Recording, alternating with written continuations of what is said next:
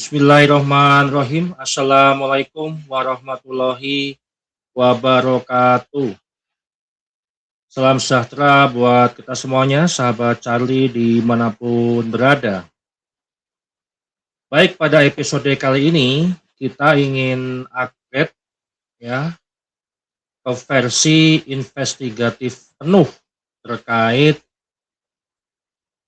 video saya sebelumnya yang membahas jurus baru rebranding Habib di dalam podcast Deddy Corbuzier ya. Dan saya akan memberikan sebuah data driven, tajam dan lebih dominan kepada motif ya. Fokus utama adalah membedah motif Deddy Corbuzier dan Habib Jafar Al-Haddar dalam membangun persepsi versus kebenaran, khususnya dalam isu nasab gitu ya. Nah, saya tidak ingin menilai dari satu video saja yang kemarin saya bahas di episode 26 ya, di login ya, tentunya di dalam channelnya Corbuzier ataupun Close the Door gitu ya. Dan saya akan lebih masuk ke dalam data bagaimana sebuah narasi itu membangun sebuah persepsi atau melihat sebuah kebenaran. Nah, saya mengumpulkan ada 6 video podcast yang melibatkan Deddy Corbuzier dan Habib Jafar itu dari 2 tahun lalu ya, 2-3 tahun lalu. Dan saya mengekstrak sekitar 1.800 komentar publik yang terbagi dari 6 video yang saya ambil sebagai sampelnya. Dan kalau kita telusuri, Deddy Corbuzier itu alhamdulillah itu mualaf ya di tahun 2019. Waktu itu didampingi oleh Gus Miftah ya di dalam mengucapkan 2 kalimat syahadat. Itu sungguh hidayah dan saya apresiasi kepada Deddy Corbuzier ya dalam memeluk Islam. Dan yang kedua adalah Habib Jafar Al-Haddar ini adalah guru spiritual atau guru mentor atau belajarnya agama Islam Deddy Corbuzier itu melalui Gus Miftah dan Habib Jafar waktu itu. Jadi sudah membangun chemistry ketika di tahun 2019. Ini jauh sebelum polemik nasab gitu ya. Kemudian dari data itu saya klasifikasikan manual ya, semi otomatis dan manual gitu ya, satu persatu. Dan di sini saya tidak menemukan perdebatan tentang sebuah kebenaran atau membahas tentang isu nasab atau ketika ada sentilan-sentilan pertanyaan itu justru mengalihkan kepada topik yang lain. Dan saya menemukan sesuatu yang jauh lebih besar daripada itu, yaitu pergeseran dari suatu kebenaran ke persepsi. Jadi membangun persepsi, mengabaikan sebuah kebenaran terkait nasabnya Ba'alawi.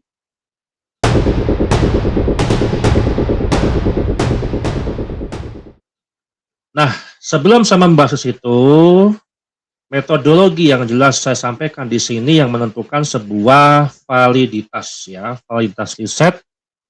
Saya tidak sekedar hanya membaca komentar saja, tapi saya mengklasifikasikan dari 1.800 komentar yang saya ambil dari 6 video ya sejak 2 tahun lalu yang sering menghadirkan Habib Jafar di dalam podcastnya Deddy Corbuzier ya.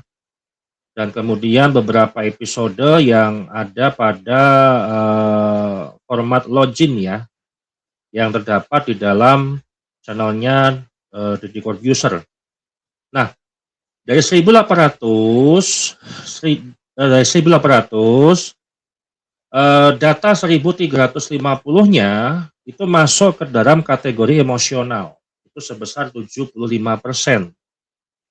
Kemudian 270 komentar itu normatif atau sekitar 15%.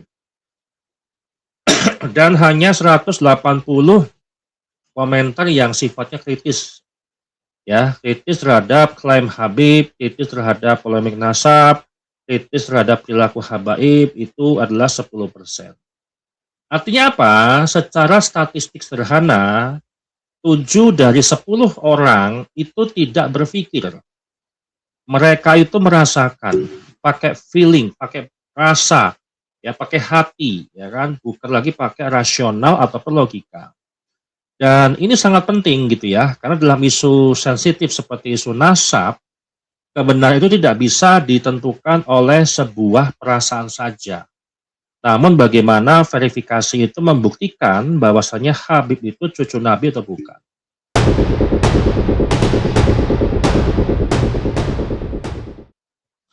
Dan kita akan masuk ke dalam temuan inti, ya. Saya masuk ke dalam kategori emosional yang jumlahnya adalah 75%. Nah, dari 1.350 komentar yang memiliki kategori emosional atau 75%-nya, 60% itu menyebut bahwa acara atau kemasan podcast itu atau acara diskusi itu adem, kemudian nyaman, enak gitu ya. Dan tidak ada tuduhan, tidak ada kebencian terhadap habaib ya di situ. Kemudian 25% itu memuji sebuah kepribadian. Jadi kita klasifikasikan inilah personal ya. Yang dibangun adalah personalnya di situ. Kemudian yang 15% itu hanya tertawa atau hiburan ya. Karena formatnya podcast tidak serius ya, ada candaannya, kemudian ada humorisnya, kemudian ada lawakannya, kemudian ada pembicaraan yang bisa kategorikan itu tensinya nggak terlalu monoton, tensinya nggak terlalu membosankan gitu ya. Dan ini menjadikan format podcast yang diusung oleh Deddy Corbuzier menghadirkan Habib Ja'far dan beberapa talent-talent yang lain itu membangun sebuah obrolan yang enak, nyaman, dan adem. Itu adalah persepsi. Kemudian tidak ada satupun di dalam hal itu indikator untuk pencarian kebenaran.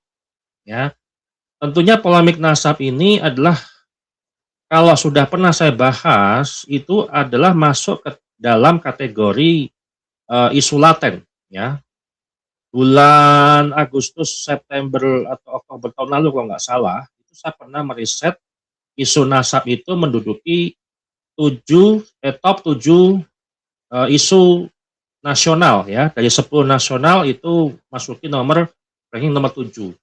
Dan kategori dalam isu nasab itulah isu laten yang suatu saat kapanpun itu bisa menjadi sebuah obrolan, bisa menjadi sebuah diskusi panjang gitu ya. Dan ini bukan sesuatu hal terkait tentang diskursus, justru ini adalah bonding. Ya. Jadi mereka ini membangun sebuah persepsi, ya. Persepsi yang dibangun itu supaya publik itu melihatnya bukan lagi Habib ini cucu Nabi atau bukan. Ini adalah tujuannya ke situ.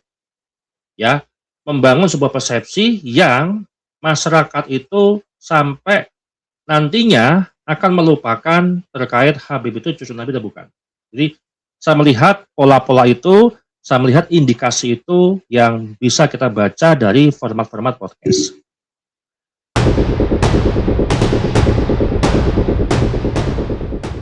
Kemudian berikutnya kita masuk ke dalam sebuah kegagalan diskursus nasab. Nah, sekarang kita akan cari apakah isu nasab itu dibahas atau tidak. Pada episode 26 kemarin Login ya, itu sempat juga membahas apakah benar 70 S1 Habib itu lebih utama daripada 70 alim ulama gitu ya. Namun tidak membahas secara detail bahwa itu termaktub di dalam kitab apa. Hanya sebuah pendapat atau opini daripada narasumber. Tidak memverifikasi ke dalam sumbernya. Dan itu tidak dibahas secara mendetil. Ya, ada sentilan-sentilan seperti itu. Namun ada beberapa hal yang langsung dialihkan kepada topik yang lain. Nah, Dari data 1.800 komentar, hanya 3 sampai 5% itu yang menyentuh nasab. Artinya publik yang kritis terhadap klaim nasabnya Pak Ba'alawi itu, ya.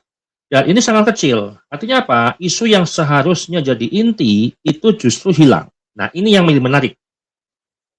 Format yang dilakukan oleh Deddy Corbuzier menghadirkan Habib Djafar itu saya rasa itu lebih kepada menghilangkan isu sensitif terkait isu nasab siapapun itu tokoh Habibnya di situ, ya. Beda dengan posisi ketika podcastnya Habib Umar waktu itu justru tinggi banget mobilisasi narasinya, hampir 51%. Dan ini hanya mencapai 7% saja, tidak sampai mencapai 10%, itu batas minimal ketika kita melihat besar atau kecil sebuah indikasi daripada mobilisasi narasi, ya.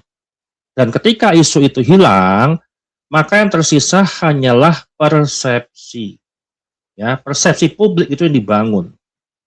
Ya, persepsi publik itu kan tidak hanya dari sebuah fakta saja, tapi hanya dari opini, ya, asumsi, ya, tanpa melakukan sebuah verifikasi, ya.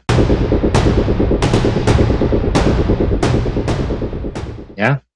Kemudian berikutnya yaitu figur, ya, figur yang diusung, figur yang dihadirkan itu jauh lebih kuat daripada data ataupun daripada verifikasi. Nah, saya menemukan pola lain, yaitu kepercayaan tanpa sebuah verifikasi. Jadi orang percaya kepada Habib itu berdasarkan personalnya, bukan dari data atau verifikasi, ya. Nah, sekitar 40-50% komentar yang mengandung unsur trust langsung atau unsur kepercayaan langsung. Contoh, saya ambil beberapa sampel gitu ya. Gua percaya nih Habib. Nah, terus misalkan lagi ini Habib itu beda daripada Habib-Habib yang lain. Nah, Habib ini pasti benar, ya. Tidak seperti Habib lain. Jadi ada perbandingan ketika figur Habib Djafar dimasukkan dalam talent yang ada di podcast Deddy Corbuzier, membandingkan bahwasannya Habib Djafar ini mungkin, ya, kalau kita lihat mungkin kemungkinan lebih baik daripada Habib yang lain, pasti benar daripada Habib yang lain, kemudian gue percaya sama Habib ini daripada Habib yang lain. Artinya publik masih membandingkan, artinya masih ada gap bahwasanya Habib-Habib yang lain itu tidak sebaik dengan Habib Djafar. Nah, artinya ini sudah membangun persepsi, teman-teman. Ya, kita nggak tahu nanti apakah setelah ini ada Habib Djafar, nanti ada Habib siapa lagi gitu ya. Kemudian nanti Ba'alawi masuk ke dalam podcast hiburan, ya, jauh nanti daripada dakwah keilmuan, ya, masuk ke dalam hiburan, jatuhnya nanti persepsi publik, ya, artinya rebranding ini menurut mereka adalah format yang paling efektif di dalam mengembalikan kepercayaan lagi terhadap Habib. Ini upaya dan daya yang dilakukan oleh Ba'alawi. Ya sah-sah saja, namun ada satu hal PR, satu hal yang masih belum bisa menggantikan, ya, daripada sebuah kebenaran, itulah sebuah verifikasi. Artinya apa? Apapun upaya dan daya mereka untuk melakukan rebranding ini, tetap verifikasi nomor satu. Verifikasi akademik itu nomor satu. Memverifikasi nasab, benar itu Nabi atau bukan, itu tetap itu menjadi sebuah kaidah akademik yang diutamakan. Jadi kalau kita bicara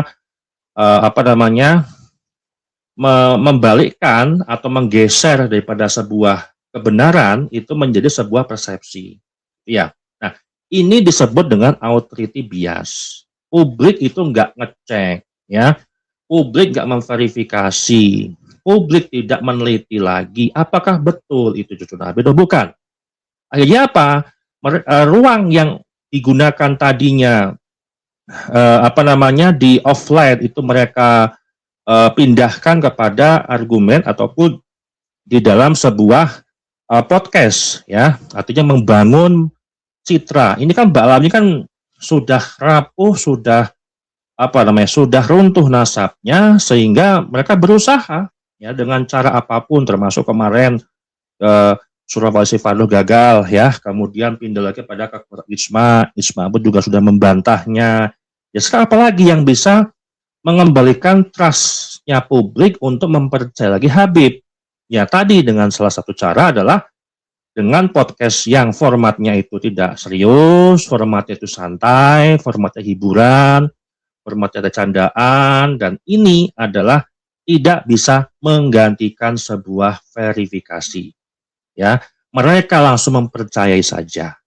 Dan ini sangat berbahaya. Kenapa? Karena kepercayaan tidak selalu identik dengan sebuah kebenaran. Percaya sama Habib, tapi tidak identik dengan sebuah kebenaran bahwasanya Mbak Alawi itu bukan cucu Nabi.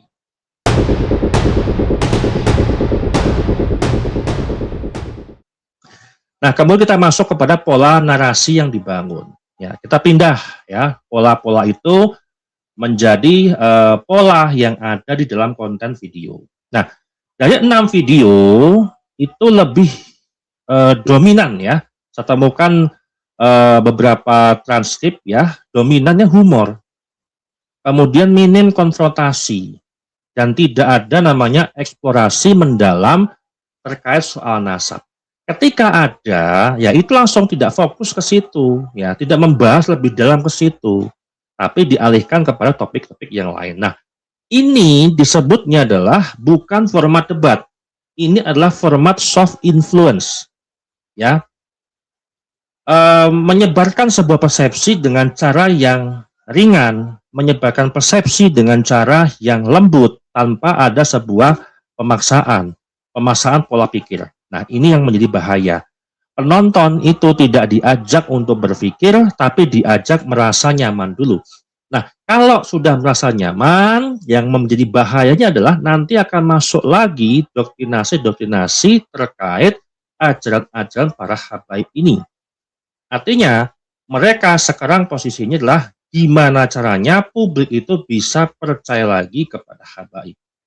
Kalau sudah nggak percaya, sekarang mungkin masih mendukung, tapi lambat laun potensi untuk menjauh itu makin besar.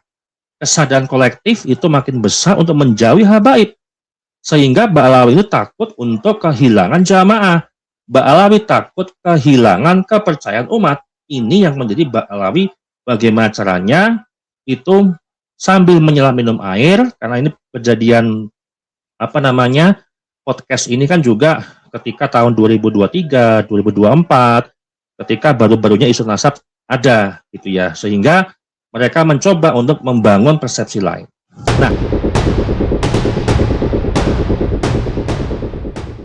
Nah, sekarang kita bahas pada inti yang paling mendasar. Inti yang paling penting di sini adalah apa sebenarnya motifnya Deddy Corbuzier dan Habib Jafar di dalam podcast ya, di dalam mereka membangun sebuah komunikasi kepada publik.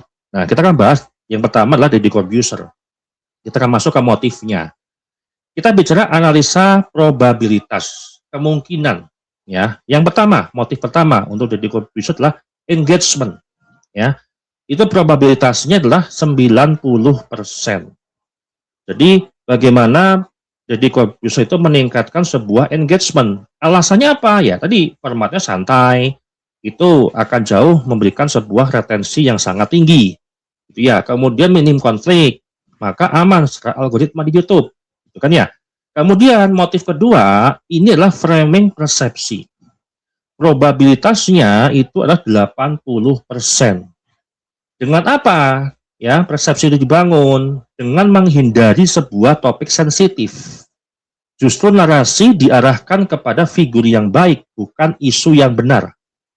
Artinya figur Habib Jafar ini adalah figur yang dinilai baik menurut publik atau menurut Deddy Corbuzier daripada sebuah isu yang benar. Isu polemik nasab yang memang nasabnya ini batal dari sudut pandang ilmu apapun. Nah, kalau kita melihat lagi motifnya, ya tadi Deddy Corbuzier itu masuk Islam dipandu oleh Gus Miftah, kemudian Gus Miftah dan Habib Jafar itu menjadi guru mentornya Deddy Corbuzier. Deddy Corbuzier belajar Islam dari Habib Jafar dan Gus Miftah, dan itu membangun sebuah chemistry ya antara murid terhadap guru. Sebenarnya kalau saran saya mah, siapapun itu kalau mengklaim-klaim cucu Nabi ya, mau dia gurunya atau mau dia mentornya ya silahkan berdikritik saja. Jadi nggak masalah Deddy Corbuzier untuk mengkritik. Namun di sisi lain, Deddy Corbuzier itu butuh namanya engagement ya, butuh konten yang yang memang digunakan YouTuber-YouTuber lain gitu ya, supaya apa? Memberikan sebuah engagement yang luar biasa ya, retensinya tinggi. Itu yang memang menjadi sebuah fokus YouTuber untuk mendapatkan algoritma yang sesuai di dalam konten-kontennya gitu ya. Jadi kesimpulannya, Deddy Corbuzier ini ya di sini itu bukan sebagai penguji, tapi sebagai fasilitator persepsi. Kanalnya sudah berapa puluh juta ya subscribernya. Sekali tonton itu bisa jutaan. Artinya itu memberikan sebuah persepsi ke publik. Artinya hanya sebagai fasilitator. Tapi tetap ya, karena ini ada hubungan guru dan murid, cenderung pendapatnya itu cenderung untuk membela.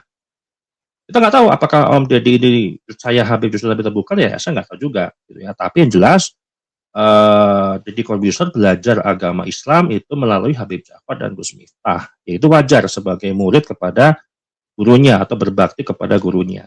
Jadi untuk melihat apakah Deddy Corbuzier tahu polemik ilham, saya rasa tahu, saya rasa paham, ya, saya rasa paham. Cuma saran saya, ya Deddy Corbuzier nggak perlu sungkan, nggak perlu takut juga untuk mengkritik Habib itu bukan cucu Nabi. Jangan sampai nanti mengglorifikasikan hal seperti itu. Nah, kemudian kita bahas tentang motifnya Habib Ja'far. Kita akan lihat dari sisi yang lain gitu ya. Nah, data persepsi publik, mayoritas komentar itu menggambarkan Habib itu santai, tidak menggurui, ya, relatable, bahkan bercanda-bercandaan, bahasanya manggil lo gua gitu kan, lo bib gua bib gitu kan, dan seterusnya. Itu bahasa-bahasa gaul atau bahasa-bahasa candaan gitu ya. Nah, analisanya ini menunjukkan adalah rebranding identitas. Mungkin pilot project-nya adalah Habib Ja'far. Nanti siapapun nanti, Habib-Habib lain juga akan masuk ke situ ya.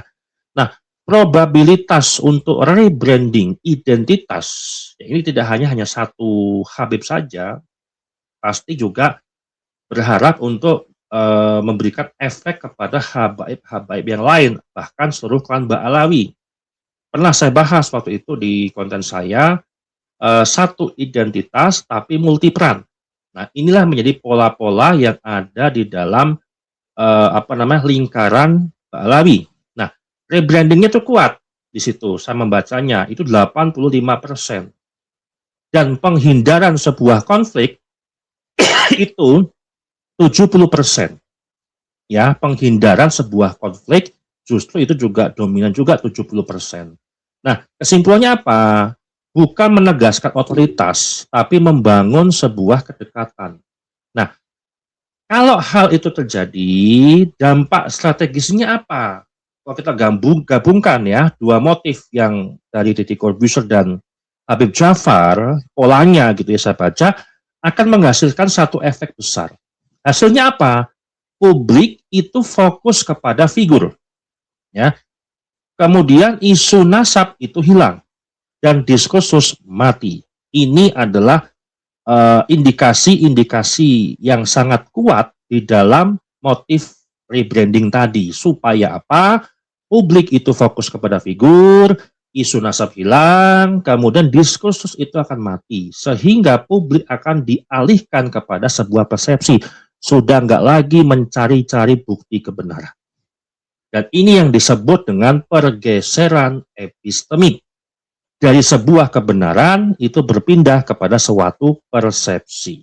Nah, ketika kita bahas, kita akan cocokkan lagi ya dari hasil tadi saya sampaikan, kita akan cocokkan lagi dengan multi-layer analysis. Kenapa? Fenomena ini bekerja dalam beberapa layer. Layer yang pertama itulah kognitif, itu kita lihat indikasi rendah, kemudian emosionalnya itu lebih dominan, rasa simpatik, suka, ya kan, ngefans katakanlah, karena memang para komentar-komentar ini juga tidak hanya suka dengan Habib, tapi memang fans daripada podcastnya Deddy Corbuzier. Jadi secara emosional itu justru lebih dominan. Kemudian untuk layer sosial itu mengikuti arus. Ya, bagaimana itu arus terbentuk dari sebuah persepsi yang nanti akan dihasilkan publik. Kemudian dari layer media itu sebuah framing, itu framing sebuah persepsi di mana menggantikan sebuah verifikasi verifikasi nasab gitu ya. Nah, secara analisis dari keempat multi layer tadi atau semua layer tadi ini saling menguatkan. Dan hasil akhirnya adalah persepsi itu menang. Ujung-ujungnya ini persepsi. Publik jangan terkecoh dengan persepsi yang ada dibangun di dalam podcast itu. Kenapa? Verifikasi nasab yang mengaku sebagai cucu Nabi itu wajib. Kita sebagai Ahlussunnah wal Jamaah. Kita peduli terhadap nasab yang mulia, jangan sampai nanti ke depannya ya ada lagi kelompok orang yang mengaku-ngaku sebagai cucu Nabi tanpa memberikan sebuah data dan fakta atau data dan bukti. Ya, kalau mengaku-ngaku sebagai cucu Nabi, ya harus memberikan data dan bukti. Nah, inti dari semua yang saya sampaikan, kesimpulannya adalah dari 1.800 komentar tadi, dari 6 video yang saya ambil acak dari 2 tahun lalu, datanya pun konsisten. Ya, publik diarahkan untuk tidak sedang mencari kebenaran. Ya, mereka diarahkan untuk mencari kenyamanan. Nah, kenyamanan nanti itu akan masuk lagi nanti doktrinasi daripada ajaran Ba'alawi, dan ini adalah memang fokusnya rebranding identitas. Dan ketika sebuah kenyamanan itu menjadi sebuah standar ya, maka siapapun itu akan merasa lebih baik dan akan dianggap itu benar. Dan ini bukan soal siapa yang salah teman-teman, tapi apakah kita masih berani mencari sebuah kebenaran atau hanya cukup merasa nyaman dengan persepsi saja. Demikian dari saya kata ucapkan, wassalamualaikum warahmatullahi wabarakatuh.